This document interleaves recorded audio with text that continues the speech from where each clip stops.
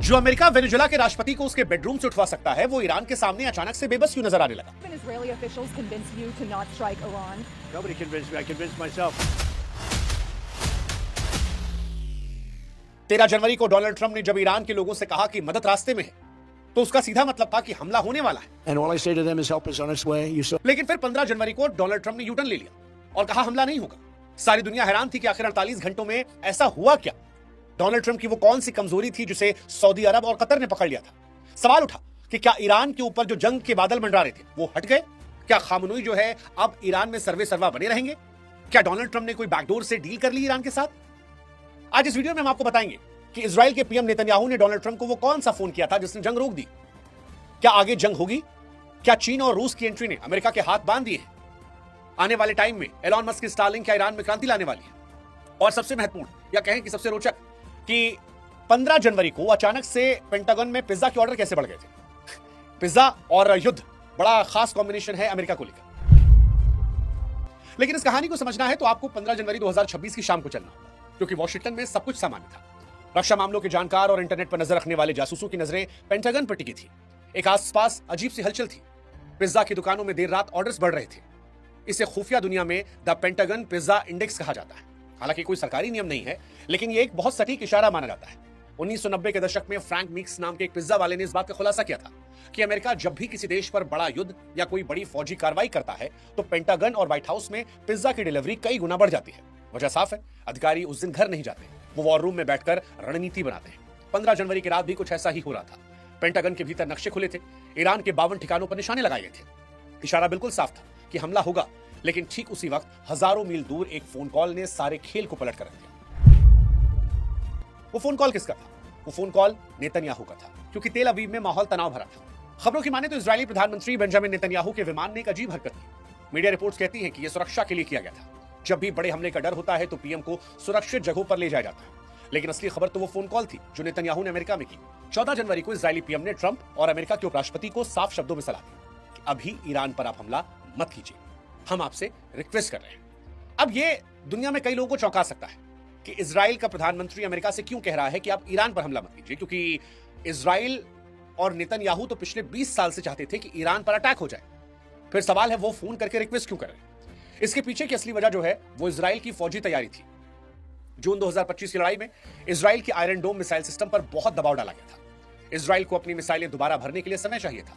Netanyahu जानते थे कि अगर आज अमेरिका ने ईरान पर हमला किया तो ईरान जो पलटवार करेगा वो अमेरिका पर नहीं करेगा, वो इजराइल के शहरों पर करेगा। और इस नाजुक मोड़ पर इजराइल अपने देशवासियों के लिए कोई खतरा नहीं चाहता था। इजराइल की यह मजबूरी डोनाल्ड ट्रंप के लिए ब्रेक लगाने की वजह बनी। हालांकि यह सिर्फ एक वजह है, सारी वजह यही नहीं है। डोनाल्ड ट्रंप के लिए मुश्किलें सिर्फ इजराइल तक सीमित नहीं थी। उन्हें दूसरा और सबसे बड़ा झटका लगा अपने पुराने दोस्त सऊदी अरब, कतर और मिस्र से। अमेरिका इस बात की उम्मीद कर रहा था कि ईरान पर जब वो हमला करेगा तो अरब देश उसके साथ खुलकर खड़े होंगे। लेकिन 15 जनवरी को रियाद और दोहा से साफ साफ एक मैसेज वॉशिंगटन भेजा गया। मिडिल ईस्ट के इन देशों ने अमेरिका को साफ कहा कि ईरान पर हमला करने के लिए आप हमारे आसमान का इस्तेमाल नहीं कर सकते। यह अमेरिका की फौज के लिए एक बहुत बड़ी मुसीबत थी। अमेरिका का सबसे बड़ा एयरबेस कतर में है। अगर ये देश मदद ना करे तो अमेरिकी लड़ाकू विमानों को ईरान तक पहुंचने के लिए बहुत ही लंबा और खतरनाक रास्ता लेना पड़ता। हालांकि इसके पीछे अरब देशों को अपना डर था। ईरान ने हाल ही में धमकी दी थी कि अगर उसके पड़ोसियों ने अमेरिका को हमले के लिए जगह दी तो ईरान उन देशों के तेल के कुओं और उनके शहरों को निशाना बनाएगा। सऊदी अरब और यूएई जो अपने देश को बिजनेस का केंद्र बना रहे, वो युद्ध की आग में नहीं जलना चाहते थे। एक और कारण हथियारों और जहाजों की तैनाती का भी था। किसी भी बड़े युद्ध के लिए अमेरिका को अपने सबसे बड़े युद्धपोत की जरूरत होती है। लेकिन 15 जनवरी को अमेरिका का सबसे आधुनिक जहाज यूएसएस अब्राहम लिंकन इस घटनास्थल से काफी ज्यादा दूर था। यह जहाज परमाणु ऊर्जा से चलता है और अपने साथ दर्जनों लड़ाकू विमान लेकर चलता है। पेंटागन के अफसर जानते थे कि बिना इस तैरते हुए किले के ईरान जैसे बड़े देश पर हमला करना खतरनाक होगा। अगर ईरान अपनी मिसाइलों से पलटवार करता तो अमेरिकी सैनिकों को हवा से सुरक्षा कौन देता? इसलिए अमेरिका ने जहाज को वहां पहुंचने का समय देने के लिए कुछ दिनों के लिए इस हमले को टालना ही बेहतर समझा। हालांकि इस कहानी में दो नए खिलाड़ी और भी आते हैं, चीन और रूस, जो पर्दे के पीछे से खेल रहे हैं। जब एलॉन मस्क ने अपनी स्टारलिंक इंटरनेट सर्विस को ईरान के ऊपर शुरू किया ताकि प्रदर्शनकारी अपनी बात दुनिया को बता सके, तो ईरान ने उसे बंद करना शुरू कर दिया। लेकिन जानकारों का यह मानना है कि ईरान के पास इतनी हाईटेक टेक्नोलॉजी नहीं है। रिपोर्ट कहती है कि चीन के साइबर एक्सपर्ट्स तेहरान में फिलहाल मौजूद हैं और वो ईरान को इंटरनेट पर दीवार बनाने में हेल्प करना चाहते हैं। चीन नहीं चाहता कि ईरान में अमेरिका की पसंद की सरकार आए, इसलिए वो ईरान की लगातार हेल्प कर रहा है। उधर रूस के राष्ट्रपति व्लादिमीर पुतिन ने भी कूटनीतिक मोर्चा खोल दिया। खबरों की माने तो पुतिन ने अमेरिका के दखल की निंदा की है और इसे विदेशी साजिश बताया। ये साफ है कि रूस और चीन एक बड़े मौके की तरह देख रहे हैं, जहां पर वो अमेरिका को फंसा हुआ देखना चाहते हैं। अब सवाल है कि क्या युद्ध टल गया? आज तक की जो अपडेट है, आज तक की स्थिति को देखें और ये सवाल पूछें क्या खतरा टल गया, तो इसका जवाब सीधे सीधे मुश्किल है, लेकिन आंकड़े डराने वाले हैं। अमेरिका की मानवाधिकार संस्थाओं की जो नई रिपोर्ट है उसके मुताबिक ईरान में अब तक 2677 से ज्यादा प्रदर्शनकारी मारे गए।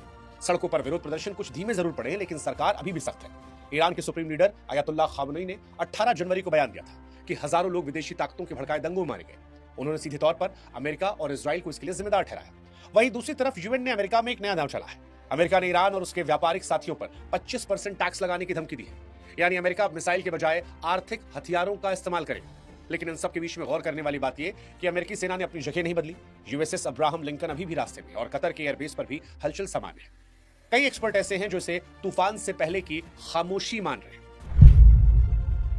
अब अगर यह तनाव बढ़ता है तो भारत के लिए चिंता की दो बड़ी वजह है। पहली, तेल की कीमतें।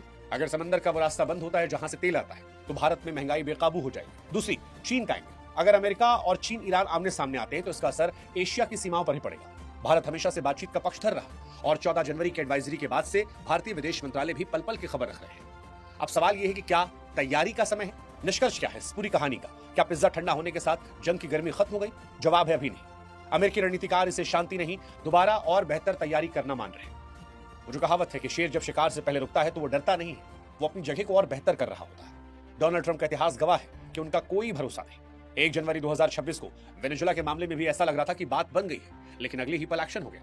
ईरान को मिली ये राहत शायद तब तक है जब तक अमेरिकी युद्धपोत अपनी सही जगह पर नहीं पहुंच जाते, जब तक इजराइल को तैयारी का वक्त नहीं मिल जाता, जब तक कतर, यूएई और बाकी के अरब देश जो हैं उन पर अमेरिका दबाव बनाकर अपनी तरफ नहीं कर लेता। अब दुनिया के सामने सवाल है कि क्या स्टारलिंक और टेक्नोलॉजी ईरान में क्रांति लाएगी? क्या ट्रंप के टैक्स वाला दांव ईरान को झुका पाएगा? और सबसे बड़ा सवाल, क्या 2026 में इतिहास का एक भयानक रूप हम आपको दिखेंगे? जाते जाते एक सवाल आपसे भी, क्या अमेरिका को अब हमला करना चाहिए या आर्थिक प्रतिबंधों से ईरान पर काम चलाना चाहिए?